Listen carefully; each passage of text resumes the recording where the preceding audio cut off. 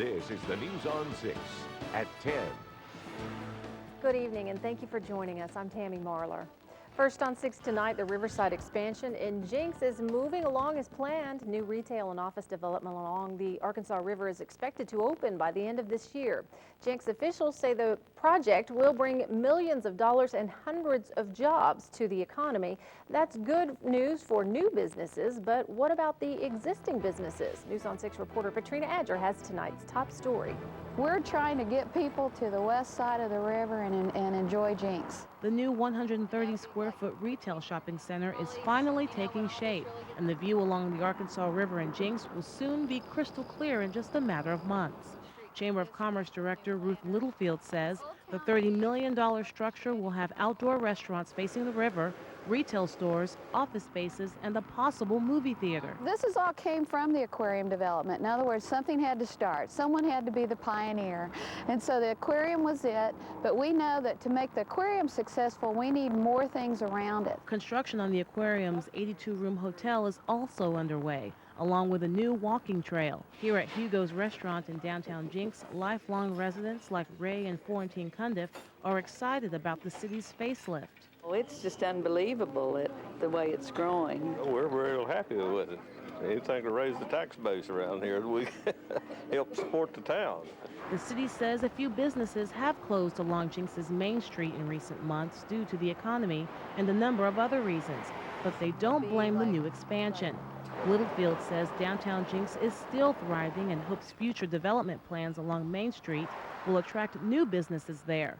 As for the shopping center, one resident says he's looking forward to the time when he doesn't have to drive to Tulsa to see a movie. It'd be nice to be able to go see a movie and be able to get home in under 5 minutes. Patrina Adger, the News on 6 tonight. Patrina tells us the shopping center is expected to open in December. Tonight, the death toll from Hurricane Charlie stands at 16 and damage estimates are at $11 billion and climbing. The first President Bush has been criticized for his slow response to Hurricane Andrew, but the current President Bush is wasting no time surveying the damage himself. By land and by air, the president and his brother, Florida Governor Jeb Bush, saw firsthand just how devastating Charlie's tropical blow was. There's a lot of compassion moving in the area. The Red Cross is here. And what I'm telling is that there's a lot of help moving into this part of the world. It's going to take a while to rebuild it. More than 1 million people are still without power, and about 2,400 are living in emergency shelters. Tens of thousands of people in Charlie's path evacuated to safety thanks in part to a radar system right here in Oklahoma, in Norman. The system, called Integrated Radar Data Services, collected data from Doppler radars across the nation and sent the information to the National Hurricane Center. We are told it provided the most complete three-dimensional information. 5 explosions rocked Baghdad today as a national conference kicked off to bring Iraq closer to democracy. 3 of the blasts targeted the Coalition Green Zone, where 1,300 delegates are meeting to select the interim legislature, the legislative body that will manage Iraq until the January elections. Many key groups boycotted the meeting, including followers of Muqtada al-Sadr, the Shiite cleric who says he'll battle U.S. and Iraqi troops to the death in Najaf. Thousands of Shiites have joined Sadr, saying they'll act as human shields if Iraq's holiest shrine is attacked. 7 other cities are also caught up in that battle. The state medical examiner is looking into the death of a man whose throat was slit in a scuffle with police. Witnesses say Sapulpa police went to the home of 25-year-old Daryl Wick, whose cousin had just been arrested for stealing from a convenience store. The officers reportedly demanded that Wick and his girlfriend come outside. When Wick refused, witnesses say the officers pulled him through a glass door. An OSBI spokeswoman confirms Wick's throat was slit on a shard of glass. He bled to death on his front porch. Sapulpa police had no comment today. The Creek County District Attorney is investigating. A birthday party turned deadly for one man. 2 others are in the hospital. Police say 20-year-old Guillermo Hernandez died after being stabbed with an unknown object at the fairgrounds in Muskogee. 4 people were arrested. If you have any information about this crime, you are asked to call Muskogee Crime Stoppers at 918-682-COPS. A third prisoner in 1 month has escaped from the Jackie Brannon Correctional Center in McAllister. This time, 33-year-old Scott Robinson is missing. He was serving 2 20-year sentences for armed robbery and a former felony conviction, but turned up missing in a head count early yesterday. Authorities say Robinson was last seen wearing gray sweats. 2 other men escaped last month and were captured within a few days. What can Tulsa's International Airport show us about the local economy? Some answers next. Plus, remembering Will Rogers with a special tribute to Oklahoma's favorite son.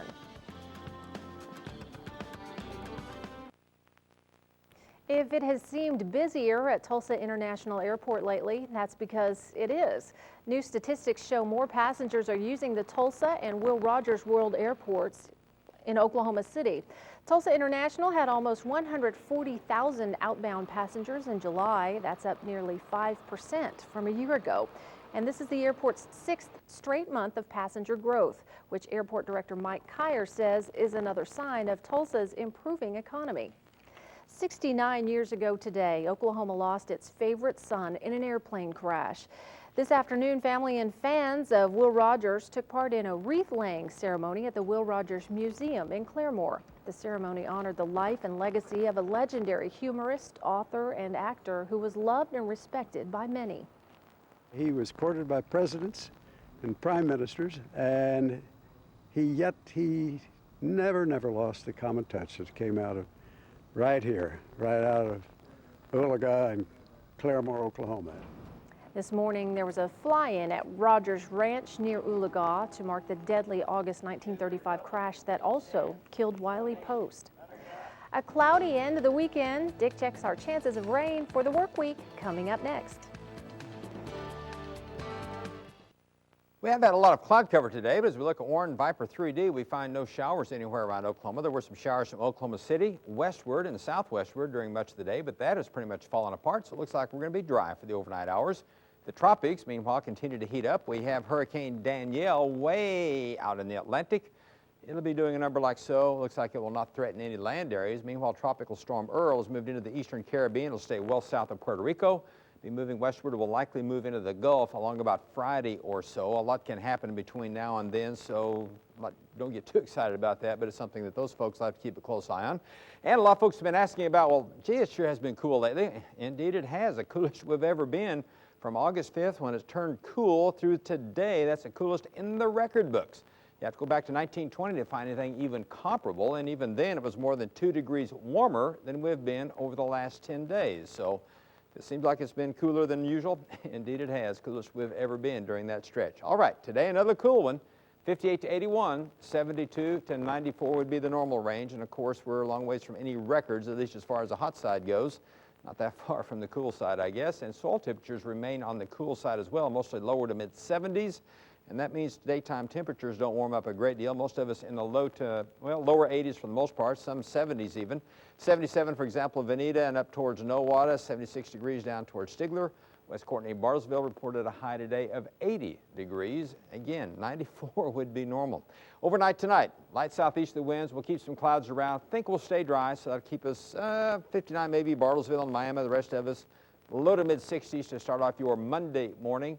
During the course of the day, notice the arrows a little longer, so a little more wind, 10, 12, 15 miles an hour, and we should make mid-80s. We'll call it a partly cloudy afternoon, and there will be a slight chance of some showers and maybe some thunder as the day wears on, but certainly nothing severe. Right now, most of us are in the 60s to around 70 in Tulsa, 68 Claremore, 68 down towards Okmulgee. Not a lot of variations. Winds are light. Skies are fair to partly cloudy, and it's the same story across the entire state, mostly 60s to around 70, and those partly cloudy skies. Again, the Future View Solution, 65 for tonight, partly cloudy skies. During the day tomorrow, we'll call it partly cloudy again, 85, a little more of a south wind, isolated showers or thunder showers. Notice the front will try to make a run at us. Think it'll hold up into Kansas over the next several days, so we'll see 67 to start off our Tuesday morning. You see the trend. We're starting to warm up finally, and 88 for Tuesday afternoon. That front still to our north, and most of what showers will most likely be up that way also for the middle part of the week. So 65 tonight, still pretty nice. 85 tomorrow, not too bad either. Anytime we can be below 90 in the summertime, I'm liking it.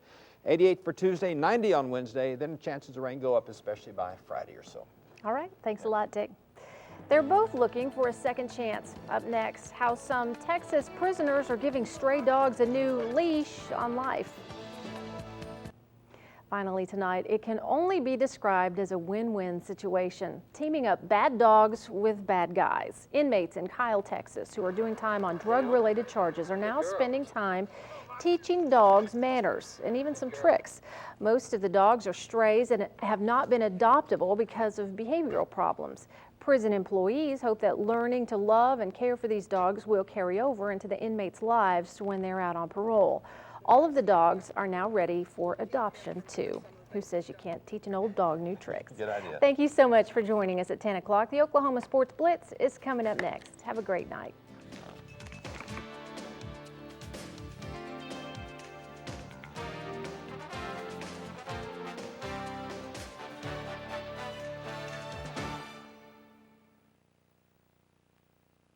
Dean and John are standing by to bring you the Blitz Takes, presented by Integris Heart Hospital. It's time for the Blitz. Tonight on the statewide Oklahoma Sports Blitz. Well, you're fired up, John. How healthy is Adrian Peterson? How strong is Sean Willis? Well, how tough was Whistling Straits? How good are the Cardinals? We'll talk live with play-by-play man Bob Carpenter. And how smart is Kellen Winslow Jr.? And how many Blitz production meetings will it take before we get serious? Here comes the Blitz! No truth to the rumor that a ticket to this show is tougher than getting into Venezuelan airspace, apparently, to check out the tropical storm out there. We're glad you're with us, though. And big news involving the Sooners right off the top. Yeah, 118-play scrimmage tonight down in Norman. First time Oklahoma has gone at one another. And Adrian Peterson, the much ballyhooed running back, there you see him, number 28. He got hurt tonight, hurt his shoulder. And it's a big issue, and we'll talk about the significance of it later.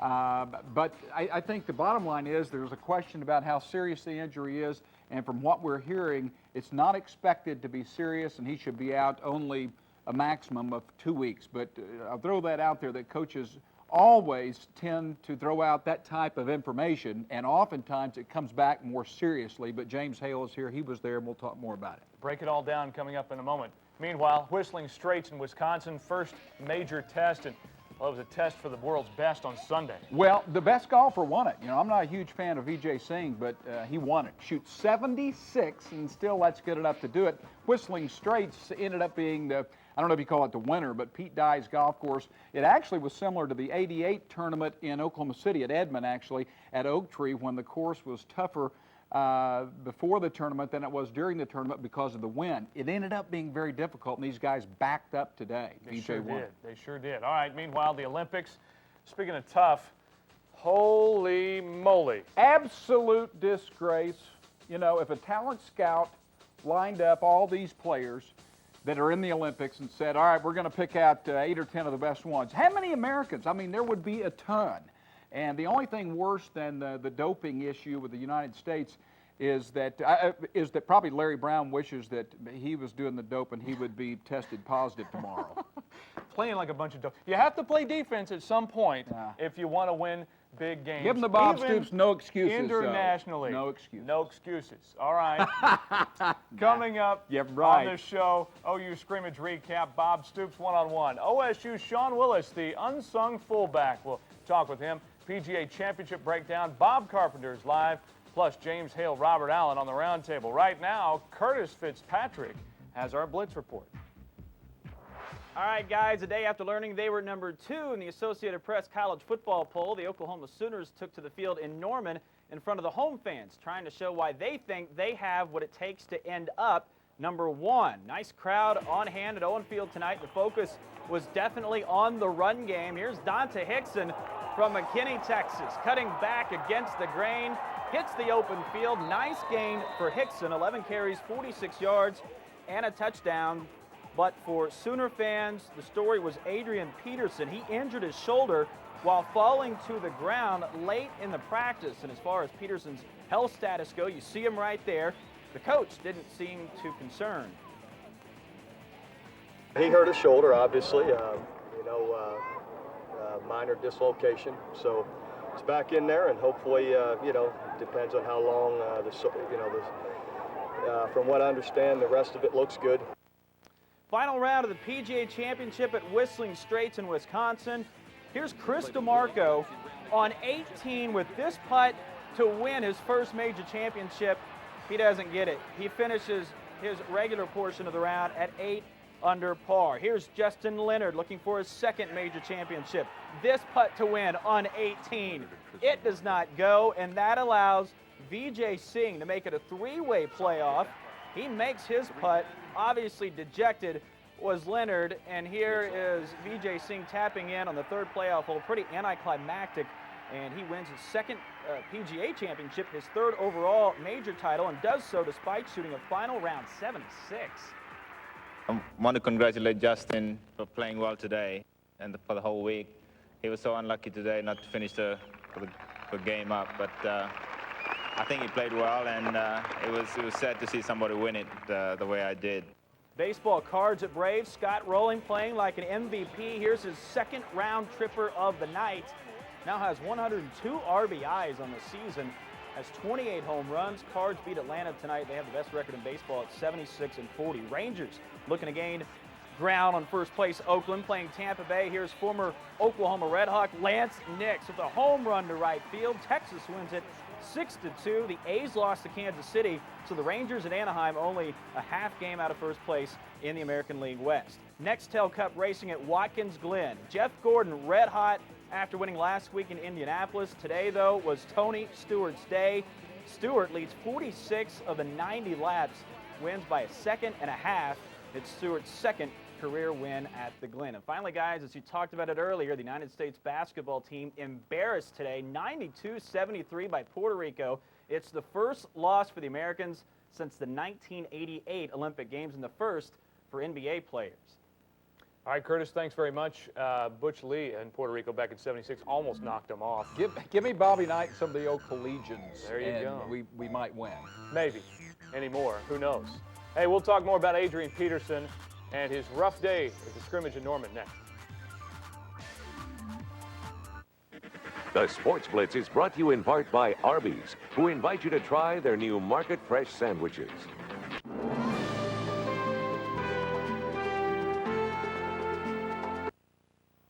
Associated Press and coaches polls. Of course, the Associated Press preseason poll came out Saturday. Rather consistent there at the top, Dean.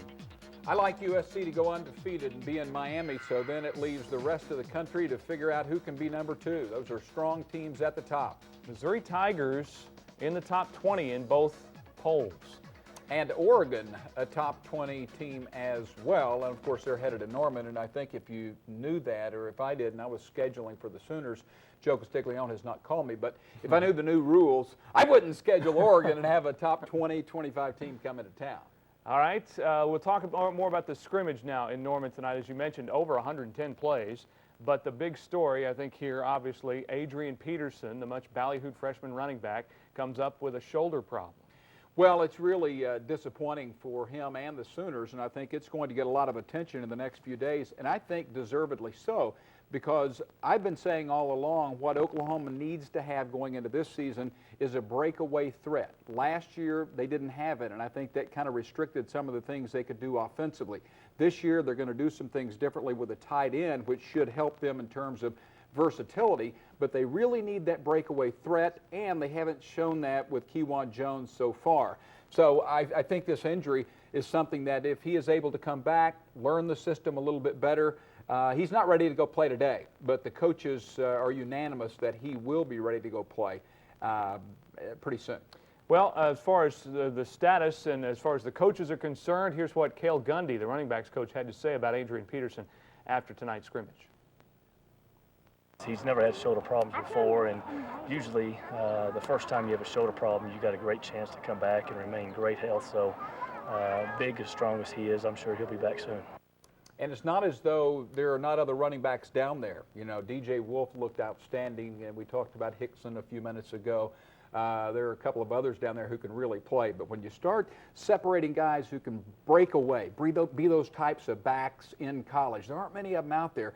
This guy probably has the best chance to do that. So that's why everyone will be waiting with bated breath to find out the seriousness of that injury. Well, you know, when we've talked a lot about injuries in the past regarding offensive stars, and it's involved Jason White. Well, he's healthy.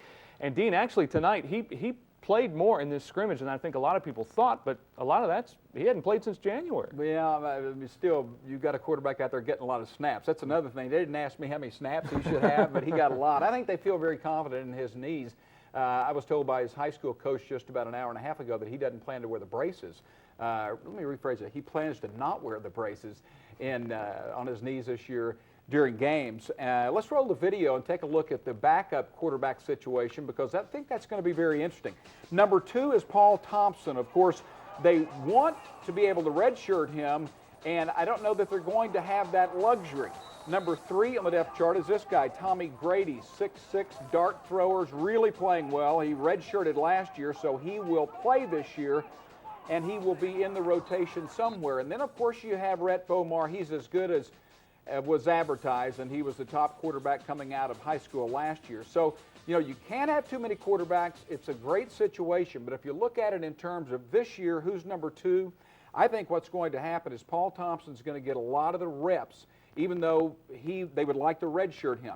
He'll get enough reps, Chuck Long told me tonight, that if Jason White were to go out, say in the Texas game, just to pick a game, that he would be ready to come in and be inserted.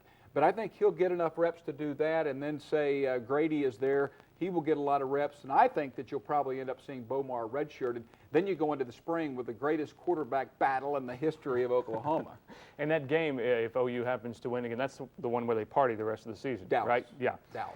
All right, as far as what the head coach thought of tonight's scrimmage, Dean, I know you talked with Bob Stoops after the scrimmage tonight, and we already heard him talking about Adrian Peterson, but here's more of Dean with the head coach. Bob, it's hard to tell, at least from the stands, ones against ones, but overall, what did you think today? I was very pleased in how clean it was, and I say clean meaning, you know, very few penalties, very few busted assignments. Both sides of the ball, just really, really clean. It was physical. I like, you know, we ran with more attitude, and, you know, I was pleased defensively. You know, good position on the ball all day. I thought Jason looked really good. You know, he's throwing the ball great. I think it was obvious to everyone he's moving around a lot better. So, you know, it was exciting. Most people here today were looking for number 28 to go in, Adrian Peterson, and he doesn't play long before he bangs up the shoulder. What happened, and your thoughts on him? Yeah, it's disappointed for Adrian. He wants to play so well, and what a great young guy he is. He really works hard. He's got the respect of his teammates and right away, just because of how hard he works and what a positive attitude he has every day. So he'll come back from it. He hurt his shoulder, but it could be a lot worse. And you know, it'll take a few days to heal up and get the soreness out, and hopefully it'll be something that won't keep him out long. You know, and when he was in there, he looked good. He was starting to get a little rhythm and make some good cuts. So hopefully he'll be back. Who defensively jumped out at you today? Most of us look at offense, and we can't really tell on defense. Can you tell a quick take? Yeah, well, I'm looking at everything. I'm not contrary. Everybody says I'm a defensive coach. I'm a head coach, so I'm looking at it all. So it'll take, you know, we'll watch tape and see who really played well. So you know, it's hard for me to say one or two guys just offhand. I thought I was just really pleased that you know, their positioning on the ball, their alignments. Really no busted assignments that I saw, which is good, you know, this early. Is Kewan Jones a better player? Because I think a lot of people look at him as a guy that's big play for him is 15 yards, and you got to have an explosive back like Peterson. What do you think about him? Kewan's been very strong and consistent for us, and very good. And he's added weight and speed, you know, through the off season. So another year experience. So we expect Kewan to make big plays as well. And he's been very reliable for us, and catching the ball, protecting, he's taking care of the ball really well, you know. So you do all those. He does a lot of really good things. I visited with Kewan Jones just a couple of minutes after that, talking about Adrian Peterson, and does he give him extra motivation? And basically he said yes. By the way, he has the Billy Sims afro deal working. I don't know if that's going to help him bounce off tacklers. The other thing about Kewan Jones in breaking bigger runs is he tells me he's learned to be a lot more patient, and that makes a lot of sense. All right, as far as they're concerned, in Stillwater today, one workout for the Cowboys. That was this morning, and then team building exercises, which included probably a rather tasty dinner tonight as the team completes its first week of camp. And as we went through Media Day earlier this week in Stillwater, we realized there is at least one unsung hero in the Cowboy backfield who packs quite a punch.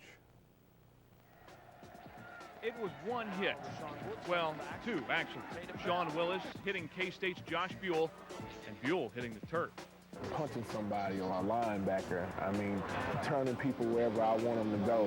I might have to block an end. You know, the ends are pretty much, you know, bigger than me. You know, I shouldn't have any problem blocking anybody. As impressive as it looked, and for as much airtime as it received, it wasn't even Willis's favorite shot. That came in the Cotton Bowl. It was like, I think it was like third and five or something. And I get the ball, and I guess the guy didn't know who Sean was. And I'm getting the ball, and all I heard, like, I heard a boom, and I just heard the guy just like cry like a little, you know, like a little baby. It was funny. It was a funny deal. I mean, I was actually running the ball laughing. Fullbacks seldom elicit such crowd-pleasing roars, and so Willis goes underappreciated most of the time, with an occasional carry or catch to keep him happy. But what really pleases a man who can bench press 500 pounds? His own Big Bang Theory does it every time. You hit a guy that well, what's that like? It's like, probably like the 4th of July, just all in my body is just going crazy. It's just full of excitement, adrenaline's pumping, and just everything. It's exciting. Dean, when Sean Willis got to Stillwater, he was 230 pounds. He's now 260, 6'2", 260, and he can still get outside a little bit, that's the key thing. I'm sure that he's ripped, and I'm sure he's much, much stronger, as you said. But he can probably still move. I think so. All right, let's talk some golf. PGA, we already told you, Vijay Singh wins that 3-hole, 3-man playoff, but it wasn't pretty. When it comes down to winning championships, there are a lot of things that go on during the course of the week with the great players, but it comes down to who can make the shorter putts, the 4 to 8 foot putts down the stretch. Tiger Woods wasn't a factor in part because he yanked them. He didn't make many of them. Phil Mickelson, with Pels helping him, has made a lot of those. He didn't coming down the stretch today. Ernie Els, surprisingly, was not able to make it to the playoffs. He didn't make enough. And then, of course, the guy who led most of the way in the final round, Leonard, you know, he made a lot of these early in the week, and he made a lot early in the round today, getting up and down, but he couldn't do it there. Vijay Singh, it stunned me that he was rattled as much as he was, but he was able to just kind of hang in there. You know, his tempo and his demeanor are so calm. I think a bomb could go off next to him, you know, on the driving range, and he'd just say, huh, and just kind of keep on hitting balls on the range. But he made the most of those putts. 76, the highest final round score by a winner in major championship golf. Hey, Scott Rowland had another big night. The Cardinals, best team in baseball. Bob Carpenter, play-by-play man, joins us live next. All right, we welcome you back here to the Blitz, and we're going to talk some baseball now, Dean. And Bob Carpenter, the play-by-play man, the St. Louis Cardinals, but not just that. Oh, no.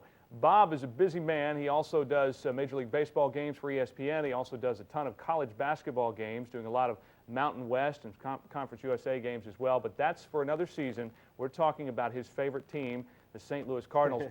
Bob, did you ever have any idea they would be as good as they are right now? No, John, I didn't. I don't think anybody in St. Louis did. But I can tell you that when I first got together with the ball club, the first weekend of the season in Arizona, that was our first telecast. And I walked into the clubhouse on Saturday, and I saw a bunch of guys who really seemed to enjoy being around each other. And it was kind of an interesting situation because the first guy I ran into was Albert Pujols. Albert comes up and gives me a big hug because I hadn't seen him in a while. He immediately puts his arm around me and takes me around to like 5 or 6 different lockers and introduces me to some of the new guys. Baseball players just don't do that sort of thing.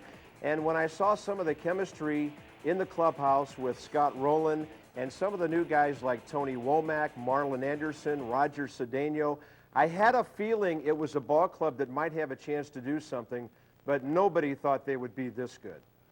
Bob, I sort of feel like a student. You're aging pretty well because when I first met Bob in Tulsa, when I was living there, he was the Sunday school teacher at the church. So I kind of feel like a student here, Bob. It's great to see you. Thanks for joining us. And I've got to ask you, You have always been a St. Louis Cardinals nut, and how much fun is it for you to be able to call those games?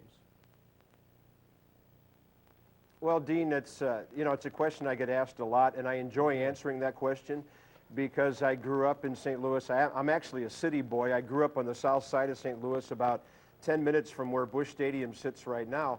And my sister was hired by the Cardinals as the group sales secretary in 1967, when I hate to admit I was already 14 years of age. She's been with the ball club for something like 37 years now. And so, the Cardinals have been a part of my family. My family's kind of been part of the Cardinals. And so it's really a neat experience for me to walk into the Cardinal broadcast booth and do a ball game. I have a great partner in Rick Horton, who used to pitch for the Cardinals, and Whitey Herzog back in the 80s. And, I was away for 2 years, and they brought me back this year. So I think maybe it's a little more of a job this time around, but also it's still something I love, and I just kind of take one game at a time and enjoy it for what it is. It'll end someday, but I'm enjoying it right now, especially because we have a pretty good baseball team. All right, Bob, unfortunately we're running a little short on time, but here in the last 30 seconds or so, tell me what will keep the Cardinals from the World Series? And I know losing would be the obvious answer, but... Well, the failure of their starting pitching is the one thing that could be the Cardinals' problem. Matt Morris is very excitable. He may or may not thrive in a playoff situation. I think Woody Williams, Chris Carpenter, even Jason Marquis will be fine. But guys, if their starting pitching holds up, I think it'll be the Cardinals and the Yankees in the World Series. All right, Bob, thanks very much, and good luck the rest of the way, and continue to do that great job we all have grown accustomed to see you doing. That's Bob Carpenter, a play-by-play man of the St. Louis Cardinals. Next up, Dean, roundtable guests. In fact, they're already here. OU OSU, we got it working. James Hale, Robert Allen. Hey, James.